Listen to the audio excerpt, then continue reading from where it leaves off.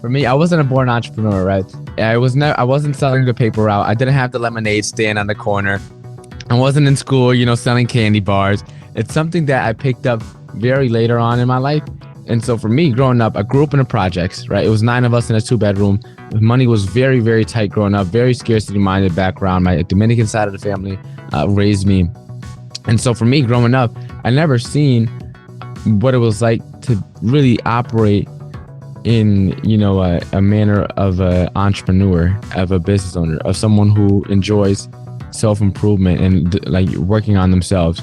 And I always had the creativity, but not having someone in my life to kind of foster and cultivate that creativity, I feel like I was already an entrepreneur. I just didn't know it until later on in life. Yeah, I really like the point about ownership. And I think that's why some of the best leaders and the modern approach to leadership, it does promote ownership in the team.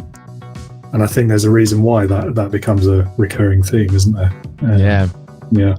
And I mean, as far as putting up with the rubbish job and always complaining about it, I guess everyone's different, aren't they? They've all got their own level of tolerance of what they'll put up with before they'll actually take action and do something about it. Yeah.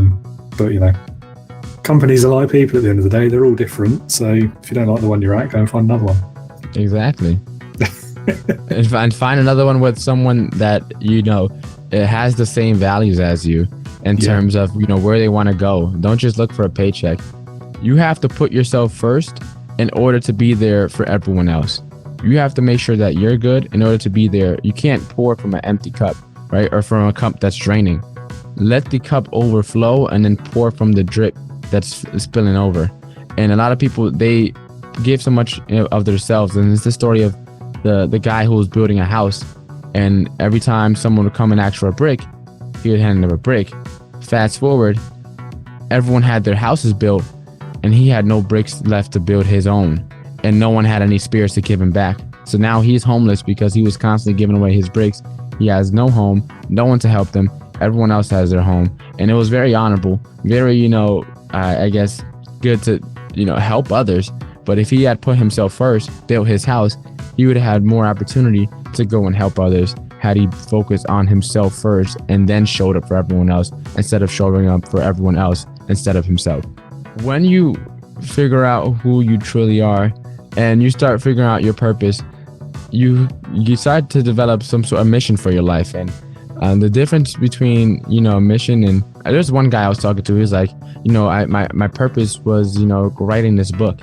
And once I wrote this book, I had a time where it's like, I didn't really know what to do with myself anymore. And I was like, no, he was a lot older than me, so he wasn't listening. He wasn't looking to listen to me. But it's like, if you can accomplish what you're aiming for in your lifetime, it is a goal.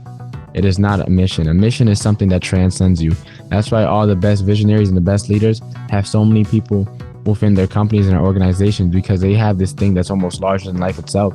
Something that, no matter how many lifetimes, it's like you'll never stop. Like for me, I want to take my podcast from something that's not just a weekly episode. I want to turn it into a movement. The biggest lesson in leadership is definitely to lead by example, right? It's the simplest, but it's also the best because there's so many people that, really just say little things and like, oh, I'll be there on time. And there's like a couple minutes later, I'll do this. And it's like the little thing adds up. And too many of those little things, we start to internally change the way we view ourselves. And so if we can just make sure that we're people that are honorable, that are, our words, I feel like mean everything and nothing at the same time, because we assign meaning to words. But at the same time, if we give someone our word, that is something that is extremely important.